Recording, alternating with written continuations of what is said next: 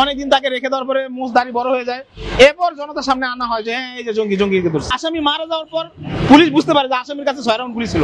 এত কাছে স্ক্রিপ্টে তারা করতো যে রাস্তার মূর্খ চা দোকানদার নিউজ দেখলে হাসতো। তো আয়নাগরটা এত বিভৎস, আমাদের পক্ষে সম্ভব হয় নাই ওটাকে ফুটিয়ে তোলার। হত্যার ভয় দেখানো, নখ উঠে ফালানো, শরীরে করাত দিয়ে হাড়ির উপরে করাত চালানো, বিভিন্ন ভাবে কত ভাবে তাকে টর্চার করা যায়।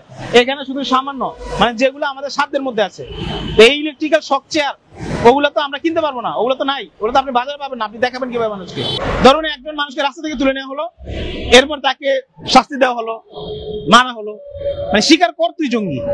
সে জঙ্গি না, তাকে জঙ্গি বানানো হবে। হ্যাঁ আমি বোম মেরেছি, তাকে এমন শাস্তি দেওয়া হতো তো যে শাস্তির পরে সে চিন্তা করতো যে আমি এখান থেকে তো কোনোদিন জীবন নিয়ে ফিরে যেতে পারবো না, যেহেতু জীবন নিয়ে ফিরে যেতে আর আমি পারবোই না, সেহেতু শাস্তি দিয়ে মরবো কেন, শাস্তি ছাড়াই মরি, তখন স্বীকার করতে হয় আমি জঙ্গি। আবার এদিকে অনেকদিন তাকে রেখে দেওয়ার পরে মুখ দাড়ি বড় হয়ে যায়, এরপর জনতার সামনে আনা হয় যে হ্যাঁ এই যে জঙ্গিকে ধরছে।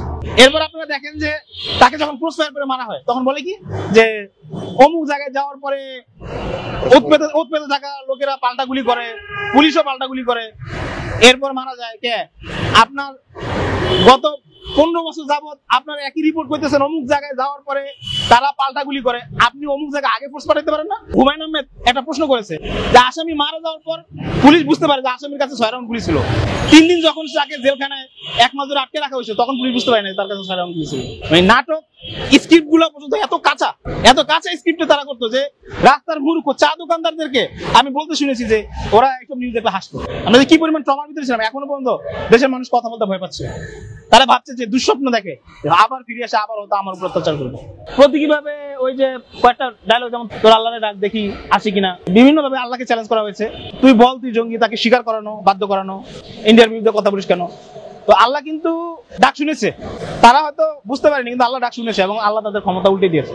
এভাবে যুগে যুগে যারাই ক্ষমতার অহংকারী হতে হতে আল্লাহকে চ্যালেঞ্জ করে, আল্লাহ তাদেরকে কখনো রাখে না। মানে পৃথিবীতে একটা নিদর্শন নাই যে আল্লাহকে চ্যালেঞ্জ করেছে এরপরে ক্ষমতা বসে আছে, নো, এটা ইম্পসিবল। একটা মানুষকে দুর্গন্ধ, ক্ষুধা, অন্ধকার, শব্দহীন, নির্জনতা, অর্থাৎ জীবত একটা মানুষকে কবরে বছরের পর বছর রেখে দিলে যেই মানে আমার ধারণার বাইরে যে কষ্টটা হয় সেটা কিন্তু আয়নাগর।